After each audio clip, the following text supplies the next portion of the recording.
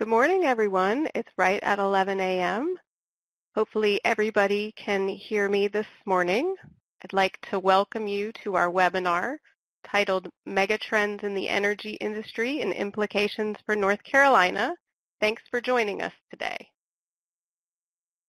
My name is Cece Maurer, and I'm an energy engineer and consultant with Advanced Energy.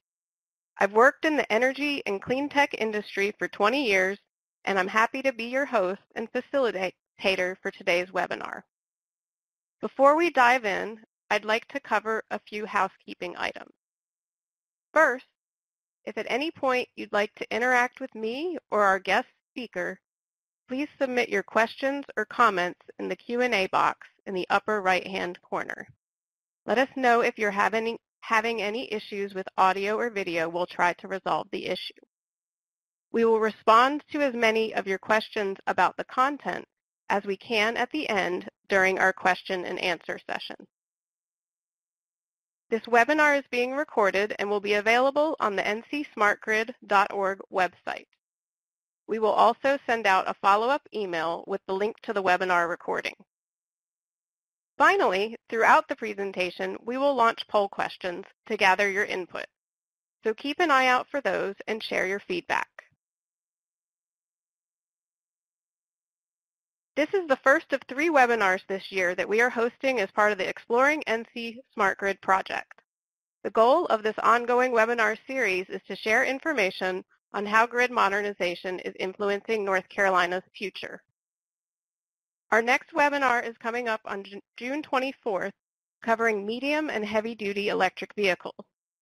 The invitation will be coming out soon. If you missed one of our previous webinars from the past 3 years, you can visit our project website, ncsmartgrid.org, to check out the recordings.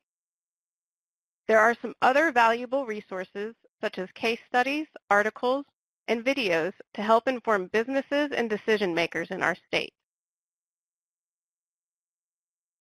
Today, I'll give a short introduction, and then I will turn the presentation over to Chip Wood.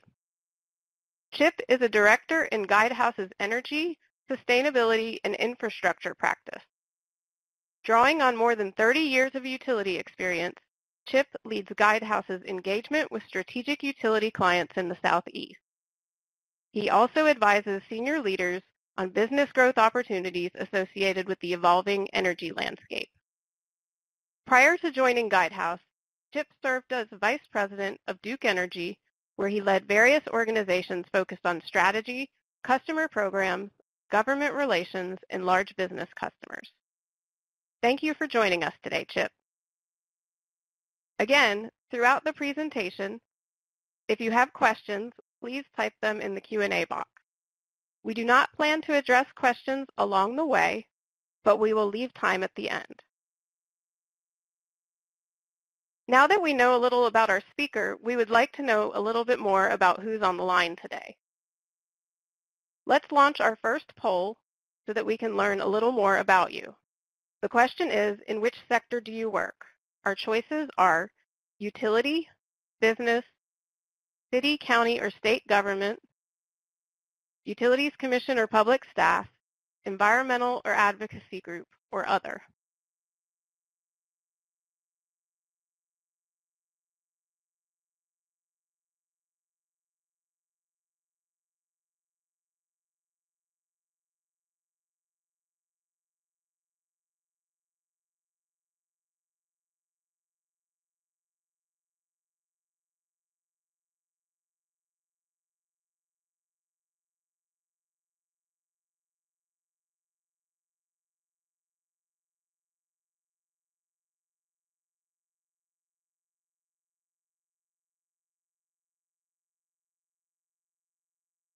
All right, looks like we've got a lot of responses in already. So I think we'll go ahead and end this poll. And it looks like the majority of the people on the line are from the utility or with a business.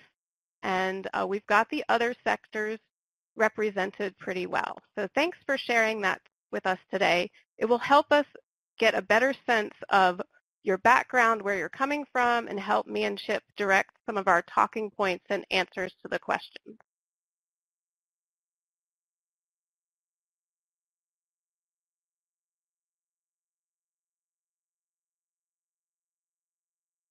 The industry often refers to the 3 Ds: decentralization, digitalization, and decarbonization, to describe the influences that have modernized the electric grid and will continue through the next decade.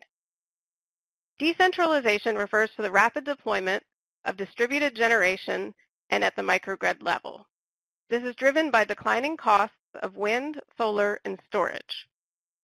In North Carolina, this is mostly utility-scale solar, but in many other states, it is wind and residential solar. Another key influence is digitalization. Digital meters and the ability for two-way communications have increased data and information to provide real-time decision-making. We also have the evolution of consumer products in the home that are smart. Digitalization helps enable more efficient grid operations and provides flexibility.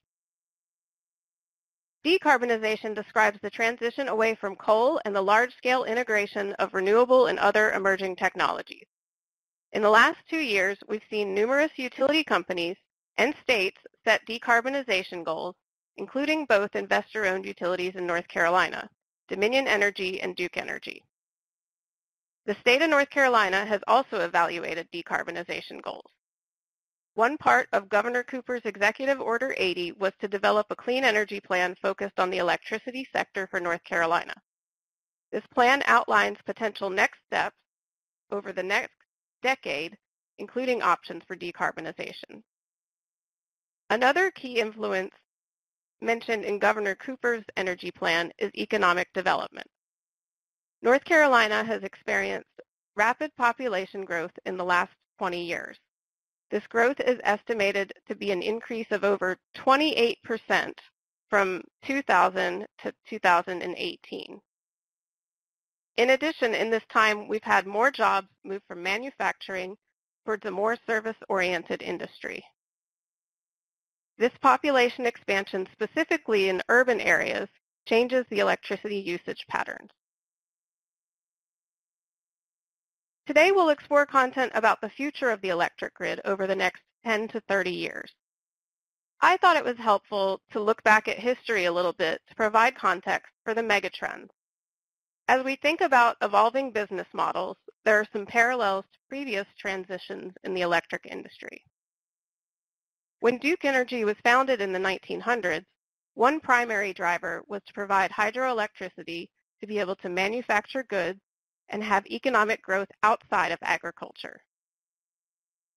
Today, rapid development and changing nature of industry is one of the influences we face, including electrification in homes and businesses.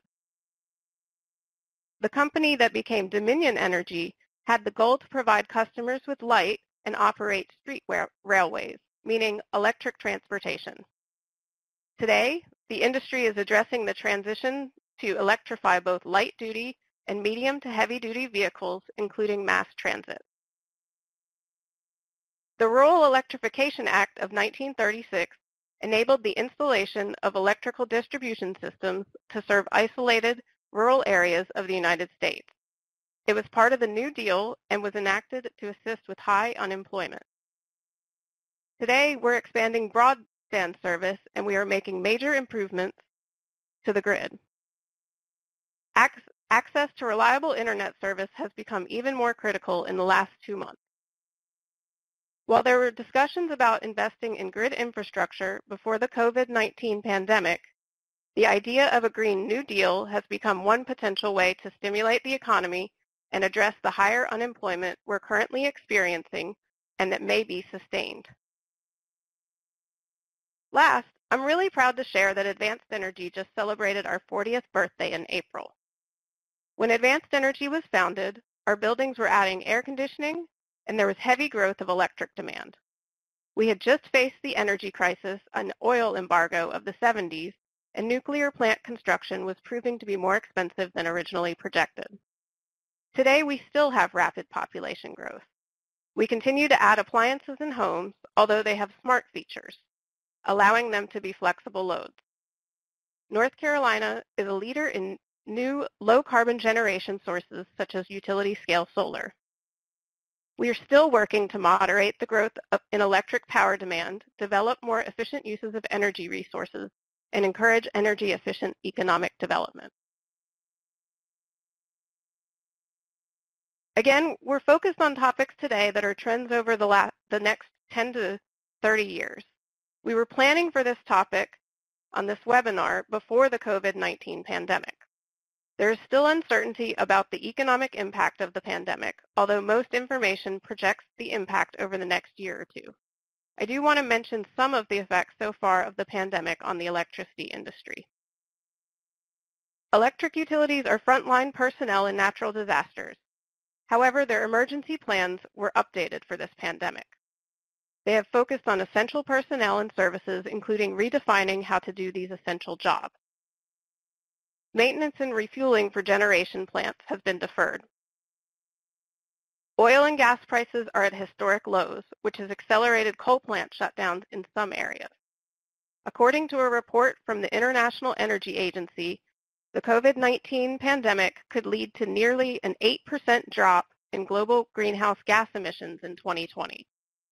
Estimates vary widely based on reopenings of economies, and much of this impact is due to reduced transportation. There's been an overall decrease in electricity usage driven by large declines in the commercial and industrial sector. While residential consumption is up because of remote working, this alone does not make up for the losses. The drop in load is regionally specific. There has also been a cessation of disconnecting customers who are behind on payment. Nationwide, there are projected billions in load loss and unpaid bills through 2022. There's also a temporary interruption of customer behind-the-meter programs for both energy efficiency and distributed energy resources. The delay of rate cases in legislative sessions may postpone some new state policies for clean energy commitments. There will also likely be some long-term effects on the supply chain. There may be shortages of some equipment due to manufacturing shutdowns, and in some cases, oversupply of equipment that could cause prices to drop. All of these potential impacts just highlight the need for flexibility and resiliency in the electric grid moving forward. History shows we can evolve through these challenges to stimulate new investments and business models. I'd like to launch one more poll question before I turn the presentation over to our guest speaker. We are interested to know how you think the pandemic may affect you long term. The question is, I currently expect the following long-term changes to my energy consumption pattern from the pandemic. Options are working from home more frequently, plan to install residential solar or battery backup, purchase a backup generator, may not buy an electric vehicle as soon as planned, will buy an electric vehicle earlier than planned, some other change that we haven't thought of, or no long-term change.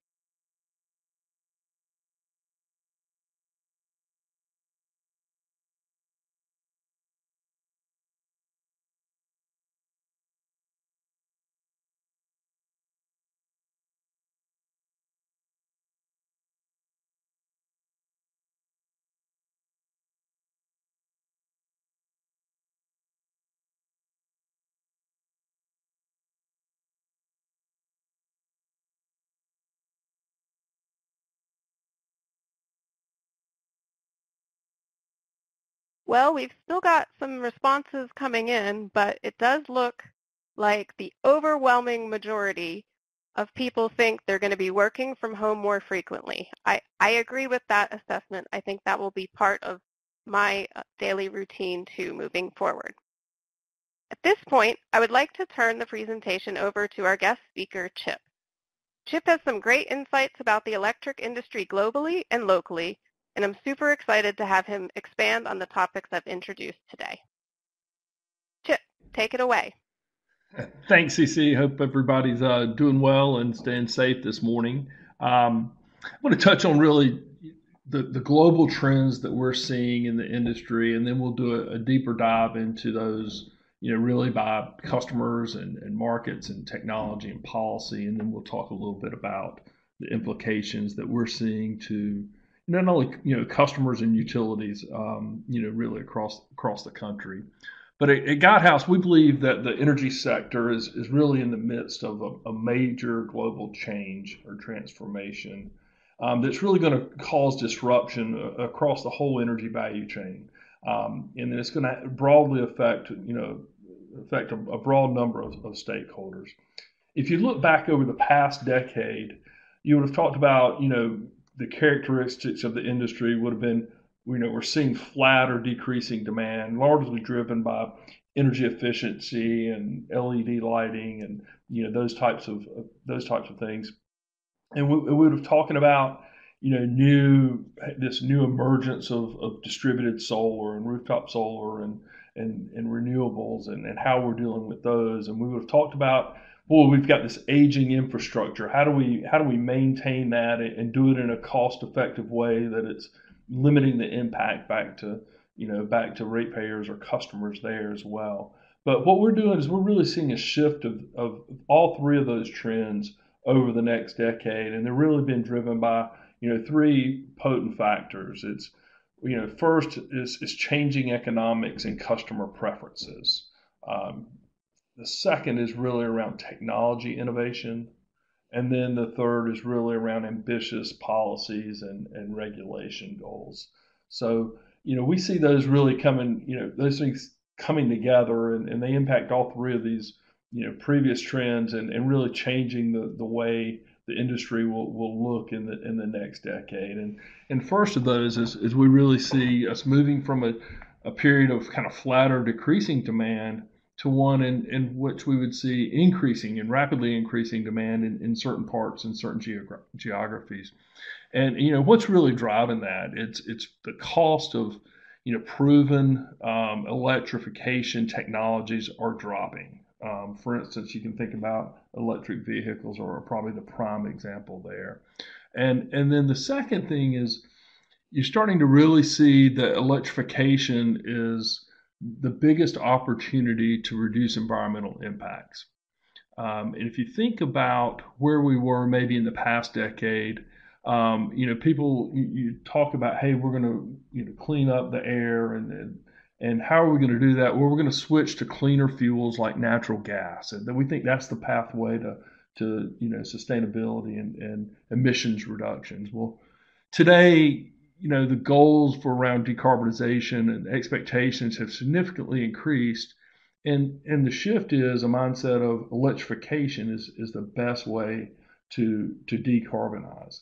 And so you're starting to see now that electrification is there because of the mix of the generation resources that looks significantly different today than it did a decade ago.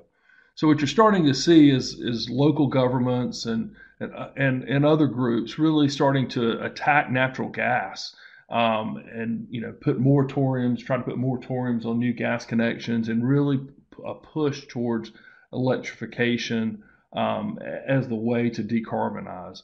Now, we believe at Guidehouse that natural gas plays a really important role in the transition to decarbonization, but increasingly, over the long term, electrification is going to be the pathway to achieve aggressive goals.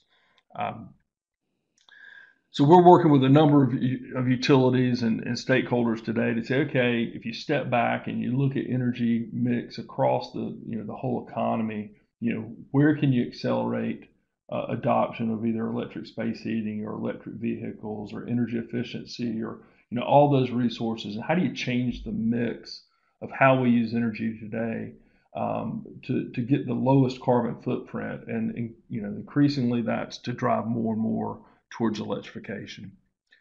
From a technology standpoint, if over the past decade, utilities were really starting to think about, okay, how do I manage and minimize the impact of renewables and DERs out on circuits, and today what we're starting to see is, okay, the technology's there, whether it's smart inverters, and from a cost perspective, it makes sense for renewables and DERs, and utilities are starting to change their mindset of managing that to one of how do I give broader access to renewables and distributed energy resources, and there's developing new business models and new programs to really give customers what they want in those areas. And third, from a grid perspective, an infrastructure perspective, there's regulators and policymakers are starting to understand that the needs of the future are different than they are today, and that really the existing infrastructure is not the one that's really going to carry us forward, and so there's a focus on what does the infrastructure of the future look like. It needs to be more dynamic and be more resilient, both from more sustainable. So both from a reliability perspective, but from a resource mix perspective as well. So we're seeing all those things transform into where the industry looks significantly different in the next decade than it really has in the past decade. So let me share with you kind of where we see things going. We see that the industry is really shifting from a system that's characterized, the traditional grid is one-way power flow from centralized generation to end customers, and we see that really giving way to a system that can be characterized in really four dimensions. Clean energy, intelligent energy, mobile energy, and distributed energy. And that system will be more resilient, more sustainable, and probably more importantly, it'll be more networked than what we've ever seen before. And we call this at Guidehouse, this new ecosystem, as we call it the energy cloud. And we believe that we're really in kind of really the first phase of the transformation, but we're already seeing multiple energy cloud trends and tipping points that indicate kind of that this transformation is well underway. We're seeing rapidly increasing share of renewable energy generation. In this past year, renewables generation kind of surpassed nuclear for the first time in 30 years with regard to production output. And then U.S. coal shipments were their lowest levels since 1983. So definitely a shift towards renewables. We see wide-scale adoption of distributed energy resources and decarbonization of the global economy.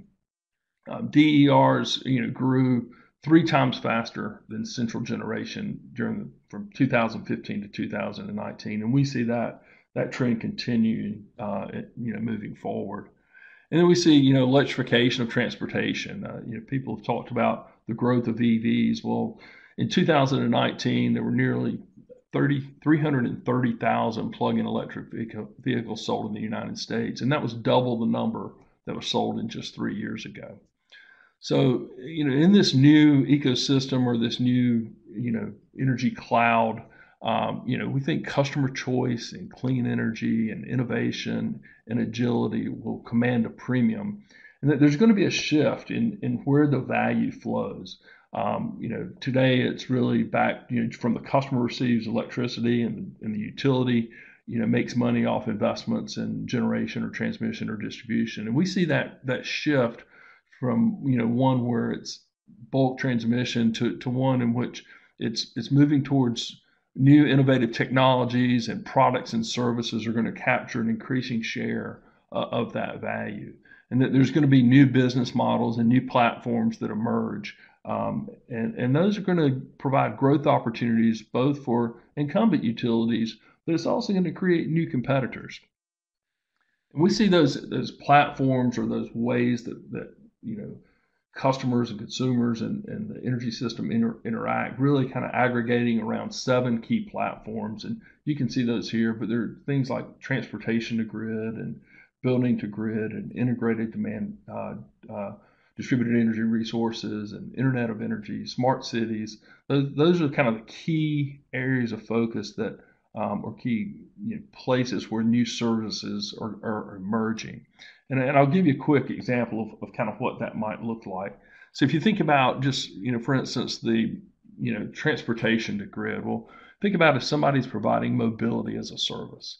So, they may be providing a fleet of, autonomous vehicles, or maybe it's just, managing the battery for, for a personal car, or a company that has a fleet of vehicles. And so, they may customers may pay them for providing that transportation. Well, what about utilities? I mean, if those storage and those vehicles can be used to offset capital deferment, capital investments, or be used in periods when load is really high. Well, maybe the utility is willing to pay a company that's managing that network for those services as well. Well, what about when load is really low and renewable developers and renewables are kind of being forced to maybe getting ready to have to curtail because the system can't handle their generation output anymore? Well, maybe those renewable developers would also pay this mobility provider to be able to charge the batteries during those times as opposed to it. So you can start just to see that there's a network that's evolving, and it's no longer just a transaction between the utility and the end customer, but it's transactions that occur across a broad range of participants and new market participants that traditionally haven't been there in the past. And so again, we're at the beginning stages of this, and this transformation will happen at different periods, for different geographies and different regions. But we definitely see the tipping point starting to occur.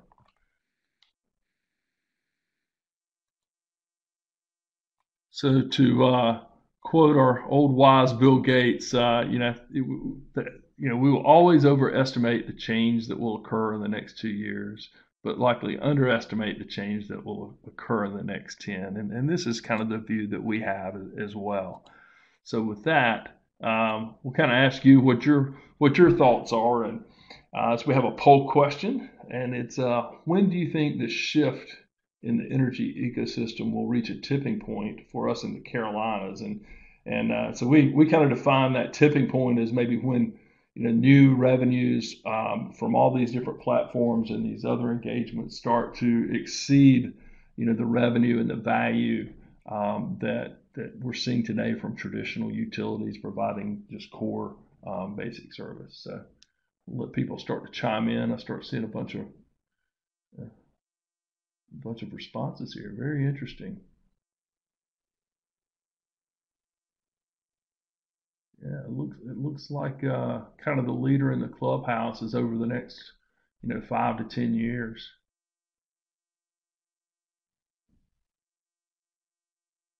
Very good. Yeah, I mean, I think that's probably pretty realistic.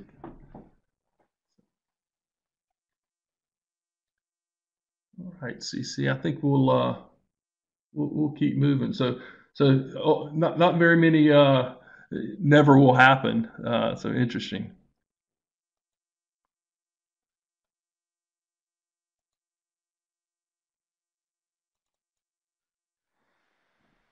So we talked about kind of changing customer preferences and customer demand.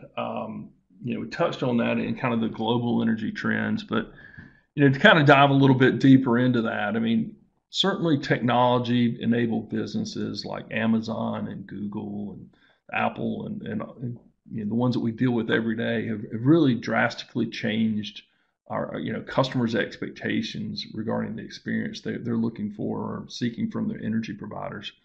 And we talk about those, those as the 4 C's. Customers are increasingly wanting more choice and control, convenience, and cost. But as things shift and then we move towards the energy cloud, customer expectations are going to continue to evolve. And I don't know if many of you may remember back in the old days where we would say, "Oh, what does excellent service mean for a utility?" And it was, well, we have a call center that was open 24/7 and calls were answered in 30 seconds. Well, today, most customers much prefer the convenience of being able to use mobile devices or online channels to interface with utilities. And it's really no longer acceptable to have to pick up the phone and report an outage anymore. I mean, we expect utilities to know when our power's out, and by the way, send us power, give us updates as to, when we expect power to be restored to our mobile devices. And similarly, we expect to be able to choose our payment dates and receive alerts to let us know how our energy usage is trending so that we can better budget and manage our electricity spend. But today, those things are really, starting to be kind of fundamental services, and expectations are continuing to grow. Whether it's demand side management to solar PV to behind the meter devices, intelligent behind the meter devices.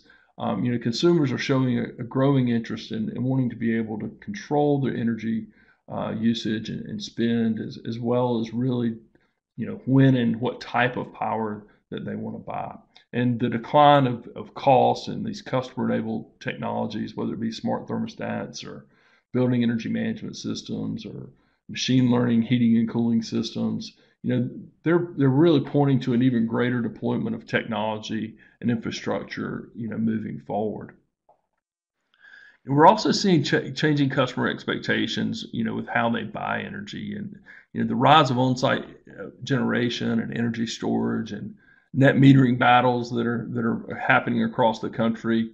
Those could result in a greater percentage of customers really demanding the ability to self-generate and sell power back to the grid at reasonable compensation levels. You've seen Amazon and Google and Honda and Walmart and other large energies. They're establishing grid independent solutions across their building portfolios. And, folks like IKEA and Apple and other commercial industrial customers, eventually, they want to have access to, wholesale markets in order to sell overcapacity of renewables. So those are some of the things that we're seeing today. But the biggest shift that we're seeing, as for the next decade is this move from just focused on the 4 C's to one in which customers are more focused on sustainable development and deep decarbonization and the circular economy. So it's no longer sustainability is really no longer just a nice to, it's a have to.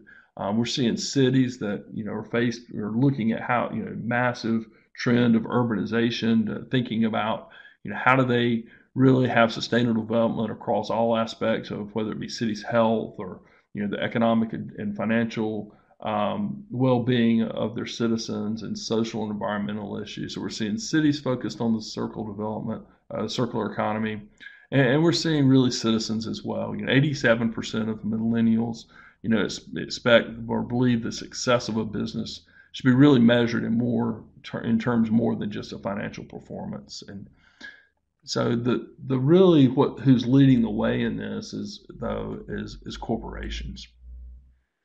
So if you think about, I did this in July of 19. We started looking, okay, what corporations have really committed to science-based targets, and we had 575 of them that had formally committed to targets, and 200. You can see that 235 had approved targets, and so I went to update this for this presentation. And it was already so large that we had 875 companies now. So over the past 10 months, we've had another 300 companies. So this is it's not just a trend, but it's really a commitment that large corporations are making, and they're seeing it a need because their investors and their customers are demanding it. And so you can see some logos down here from some of the companies in the Carolinas that have large presence here that have made those, and they range from Kimberly-Clark to New Belgium, Owens Corning, VF Corporation, Advanced Micro Devices, Ralph Lauren. You can see all those really have science-based targets, and some of the ones on the right, Bank of America, Wells Fargo, Train, a lot of those also have commitments to purchasing 100% of their energy from renewables. So definitely, corporations are out front and leading the way. So we thought we would ask another poll question here and say, which best describes your company or organization's sustainability commitment? And do they have publicly stated goals and reporting commitments? You have internally established goals. You're looking and you're talking about developing these goals, or not yet on the radar screen here.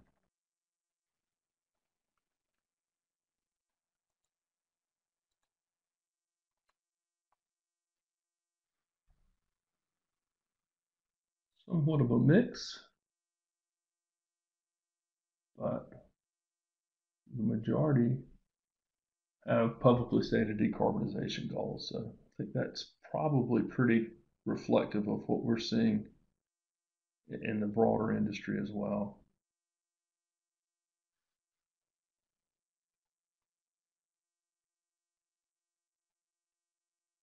Okay. Cece, I think we can wrap up this poll.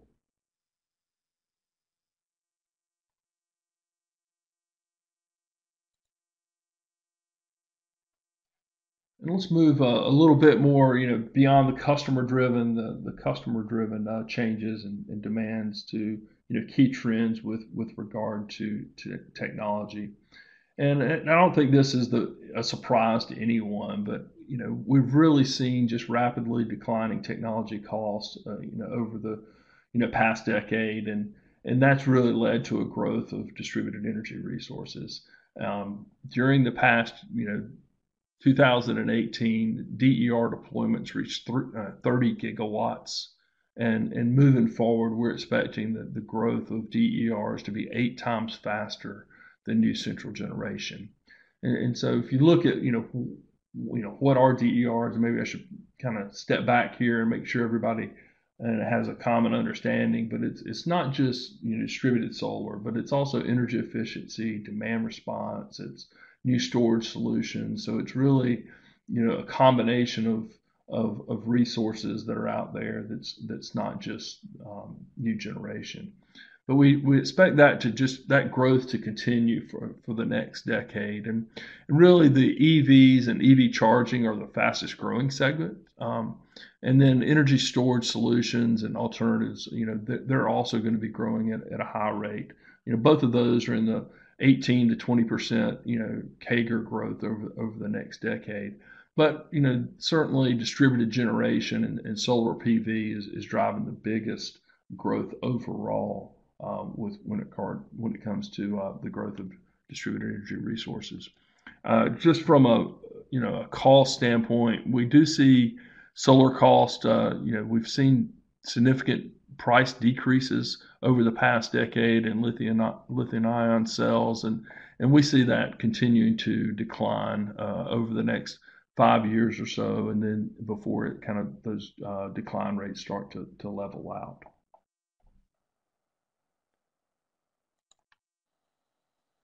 And those declining solar costs are really having an impact on fleet and electric vehicles. And I thought I'd just kind of share with you what we're seeing in the market around fleet electrification, and we're seeing just increased commitment from corporations, to really transition their fleet to an electric fleet, and it's really driven by a couple of things. But in addition to their decarbonization goals, really the total cost of ownership is for an electric fleet just makes sense for a lot of companies. And so you've seen some of the ones that have signed up to have 100% of their fleet converted, the IKEAs and the PG&Es and the Pfizers and DHL, some of those listed as well. But also major commitments from just the key players, whether it's Amazon and FedEx and UPS and those folks. I mean, every major corporation that we talk to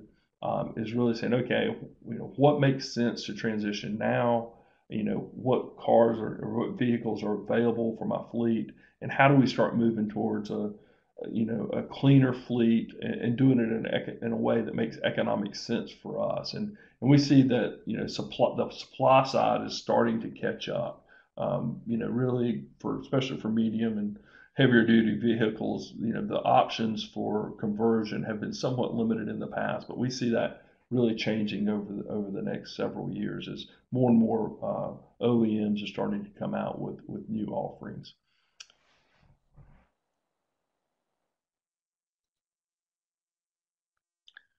So moving really to policy trends and policy and regulation. I think over the past several years, we've heard a lot about the U.S. and our commitment to key major, the Paris Agreement. Should we participate or should we not? And what should our federal policy be with regard to this? But what we're finding is that it's not really about what commitments are made at the federal level as much as it is about what's happening local. That's been the key driver. You can see on this list, I don't know if it may be a little little difficult for you to see, but a lot of the countries that have made commitments, they're somewhat struggling to keep up with those. But what we are seeing is that cities and state governments, they're quickly adopting goals and moving towards whether it be 100% renewable or just broader decarbonization targets. And certainly North Carolina is no, you guys, we've all seen it here in our state as well with the Executive Order 80 that's really directing DEQ and DOT to develop very aggressive, not only renewable goals, but EV plans. We've seen, Wake County, Orange County, Apex, Chapel Hill, a number of other cities adopt, 100% clean renewable energy targets by 2050. And looking at my email today, and I got a notice from that highlighted the city of Charlotte's commitment to purchase, signed up for the Green Source Advantage program that Duke is offering, and it procured 35 megawatts of utility scale solar that is going to reduce their carbon emissions by 25% from their buildings and save them $2 million over the next 20 years as well. So that momentum is happening locally. It's happening in North Carolina. We also see it happening in other states nearby. Virginia is really one that's getting a lot of attention right now for its Clean Energy Economy Act, which the governor just signed into just signed that bill here a month or so ago, and it really challenges the state, or charges the state with producing 100% of its electricity from renewables by 2045. So a lot of momentum here, regardless of kind of what our federal policy is.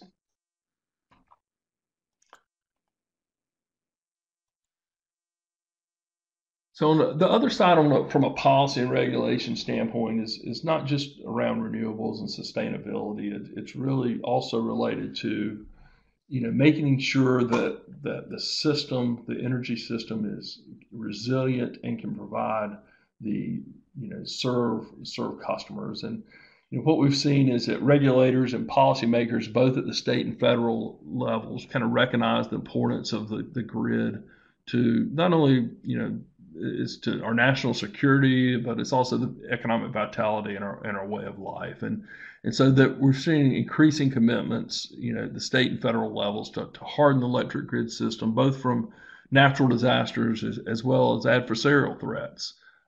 During the past decade, there's really been an unprecedented number of natural disasters. We've seen, just in the last 3 years, $12 billion disasters in each of the past 3 years, impacting in the United States. And the impact of these natural disasters over the past 5 years has been, $525 billion from those. So,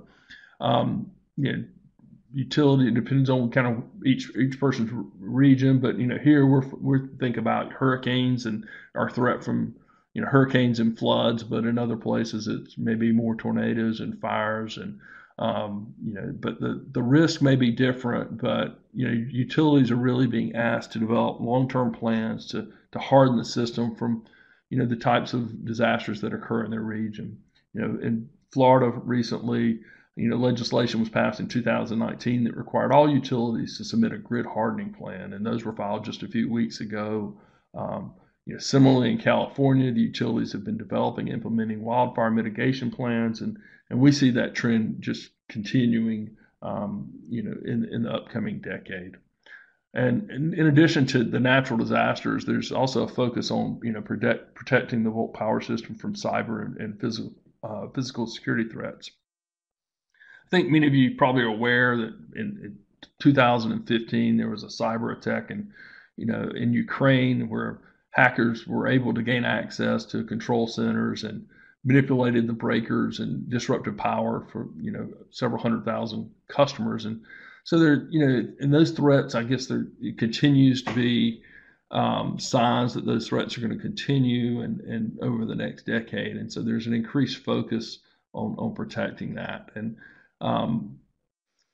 most recently, I guess on May 1st of this year, we even saw an executive order from President Trump that authorizing the Secretary of Energy to work closely with federal departments really to take proactive measures to protect the bulk power system. And folks are starting to still try to figure out exactly what that means. But it's, there's going to be new rules and regulations prohibiting installation of components from countries that pose a credible threat to the bulk power system. So stay tuned for that. But in addition to upgrading to facilities and the infrastructure, I think the other thing that we're seeing now is that organizations are really starting to think, or utilities are starting to think about, okay, how do I harden my organization? How do I operate in this new environment, a COVID environment where I may not be able to have personnel, that have new tests and new procedures and new processes that have to be implemented, and how do I operate from organization and operationally in a new environment? So you're starting to see the industry rethink how to harden the organization as well. So what does all this mean, for us here in North Carolina? And I think, the first is that, you're going to continue to see, a transition from today's kind of energy system to one that's more connected, integrated, and sustainable and automated. We're going to see companies that, start really breaking down the silos between departments and change the way they operate. And we forecast that there's going to be $700 billion invested to upgrade, the energy system, by global utilities in the next decade. And this, it could be a transition really just from this foundational grid that, may have had AMI meters and, single purpose communications that will evolve to a smart grid where we may have more rate modernization and dynamic pricing and electrification of transportation and DER integration, to really one that eventually is what we call a neural grid, where you'll have self-healing power flow operations, you'll have operational analytics, you'll have energy as a service, and other types of subscription pricing programs. And so we see that shift over the next decade.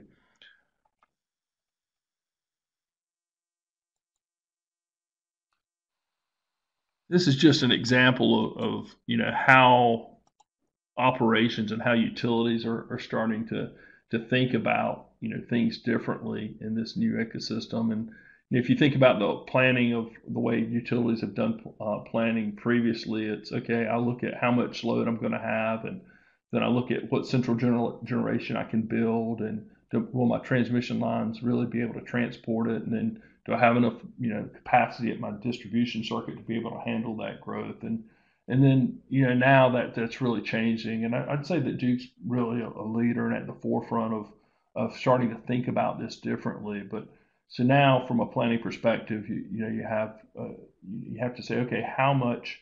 What are all my options? Can I get deeper penetration of energy efficiency or demand response in a certain geographic area, and what's the cost of doing that? Versus potentially putting in a new solar or either distributed or utility scale generation asset, or putting in a new CT. And it's really an iterative process that takes a much broader set of resources, that could be distribution connected, transmission connected, or more central, and say, okay, what's the most economic way to achieve, to be able to safely and reliably to meet customer demands, but also to maybe do it in a way that conforms with, state or local or policy goals and objectives as well. So I think Duke talks about their ISOP, or integrated system operational planning, and this is an example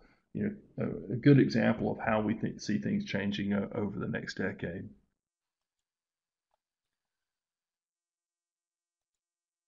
In addition to kind of the utility operations, I think one of the implications will be, really the evolution of kind of the regulatory framework.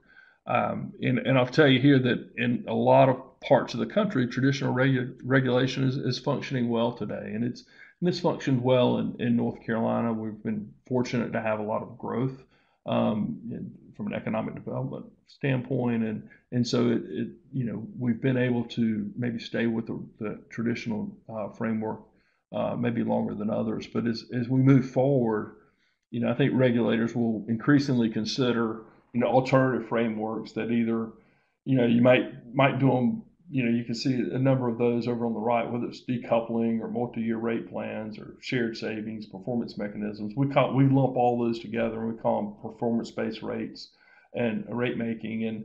And so all those kind of have their own benefits and advantages or maybe disadvantages as well. So what's the right portfolio of mechanisms that should be put in place, with the utility to, create sufficient space for innovation, to drive new products and services that, customers want and lower overall costs and then really help maybe transition, the energy model to the future and to the energy cloud. So it'll be interesting to see how our regulators and policymakers work with the utility over the next decade to really, examine a number of these opportunities.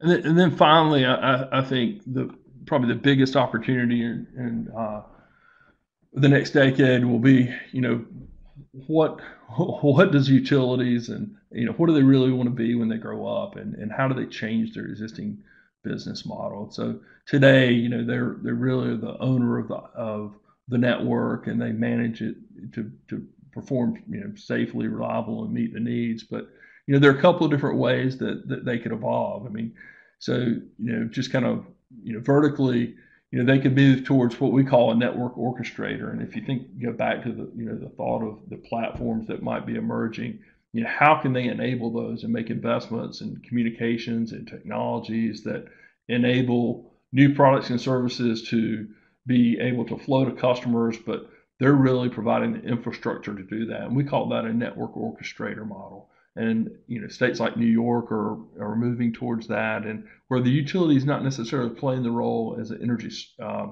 in energy as a service. They're not necessarily providing a lot of the products and services, but they're providing the environment for that to work. Other places the utilities may be moving towards, really energy as a service and moving along that axis. You see a lot of new entrants in that part of it, moving towards there, whether it be a lot of the European utilities, but really also the combination of that is really maybe what we call an integrated energy platform orchestrator. So there's opportunity and there's room for utilities today to work with regulators to see where they fit, and I think that will be something that's jointly determined in each state and in each jurisdiction, and utilities will have to kind of figure out what their role will be as we move forward. So I believe those were the end of my kind of prepared comments, and so maybe I'll turn it back to the advanced energy folks to open it up and see what questions and may have come up during the conversation or during the presentation. Great. Thank you, Chip. Those are some wonderful insights on the state of the industry, some information about customer expectations, business models, emerging technologies, and new policies and investments and how we're going to move forward. Thanks to everybody for participating in our polls today. We really enjoyed seeing that information. Before we get into the question and answer period, I did want to mention to everyone that we are going to continue this conversation and build on Chip's comments about fleet electrification with a webinar on June 24th on medium and heavy duty electric vehicles. So please mark your calendars. We're excited to take a deeper look into those technologies and look out for an email invitation with registration information. And then we also have some case studies and videos and links to all of our smart grid resources out on our website, ncsmartgrid.org. For those of you who answered our question that you are working on your decarbonization goals, we have just published an article about carbon emission tracking tools, so be sure to look out for that on the Advanced Energy website and the NC Smart Grid website. And at this point, we would like to take a few minutes to answer some of the questions and comments that have come in. We may not be able to answer all of them or may not have an immediate answer to the question, but in either case, we will do our best to follow up with you after doing some research. So looking at the questions, the first one is, what are the implications of megatrends in transportation and oil for the value proposition of EV fleets and individual ownership? And Chip, I think I'll let you address that question first, and then I may add in a few comments. Yeah, I mean, I think the what we're seeing or kind of projecting is that in the short term, kind of the pandemic and that's resulted in lower prices of fuel, are going to have an impact. I can't remember the number off the top of my head, but it seems like we were thinking 20 to 30% over the next year or so, and then it's going to be kind of a delay in kind of reaching back to the forecast levels that we were projecting before the before the corona pandemic. So we actually have a webinar in our company on that over the next, I think next week, and I'll be getting more information there, and it's publicly available at Guidehouse Insights. But we do see a short-term impact, but overall, in the long term, I think the fundamentals and the economics are, kind of remain, and that we still see continued growth for electric transportation. Great, yeah, and I would also just like to point anyone to our Plug-in North Carolina website. There's numerous case studies and resources around fleet electrification. And then, of course, our next webinar will address that topic. So we've got several other questions here. Next one that we're going to address is, how do you view battery power going forward for home use and impact to the utility infrastructure? And this is a really good question. I'm going to just take a moment to answer it and then hand it over to Chip to add on. We're working with utilities on battery projects right now, and I know they're piloting projects at the residential community utility scale, and it's really important to have that on-the-ground field experience to know how this might impact infrastructure. Several of the projects that are going in are already islanding microgrids. And then I would just note that most battery system designs are only for 2 to 4 hours of peak demand, so that they are really a short-term resource. And Chip, do you have anything to add to that? No, I think you fit it. I mean, I think technology costs will continue to come down, and they'll become more economic and be adopted as as they become more cost effective. Great. I mean, we see growth. I mean, it'll be one of the higher growth. I've mentioned earlier in my DER forecast, and we see, storage as being one of the higher growth DERs over the next decade. But and those that'll happen as costs continue to come down. Okay. Great. Thanks. We're going to take just one more question, and this one is, do you have a couple of examples of what other states are doing around performance-based rate making, or what are some good resources for this topic?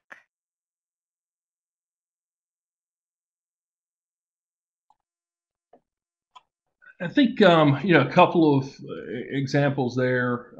You could look at Illinois and what they're doing, and Virginia both have really started to put in, mechanisms for utilities to be able to make grid transformation investments, and with multi-year rate plans, and having those investments pre-approved. So those are certainly some of them. Massachusetts is probably another state that you might want to look at, where they've implemented, index pricing that really encourages utilities to, it gives them a rate of return that's tied back to inflation, with also some um, performance challenges included. And so they, to the extent that they're able to, save, find operational savings, they're able to keep those for a period of maybe up to, I think it's 5 years. Um, but they're also being, their performance has adders that really pushes them to achieve some state policy goals. And so I think those are a couple of states, or a few states, that are doing innovative things. I think Vermont also has a mechanism that really encourages innovation. So they have this sandbox where they're really pushing, um, the opportunities there. And then New York as well, with what they're doing around Rev, are probably the most creative things that we're seeing in the market. Excellent. Thanks. I know that the performance-based rate making is a hot topic right now. Well, those were some great questions, and that's all we have time to answer at this time. It's the top of the hour. If we didn't get to your question, we will reply to you in the next couple days. As a reminder, all of our resources are out on our website, and we will also have the recording of this webinar.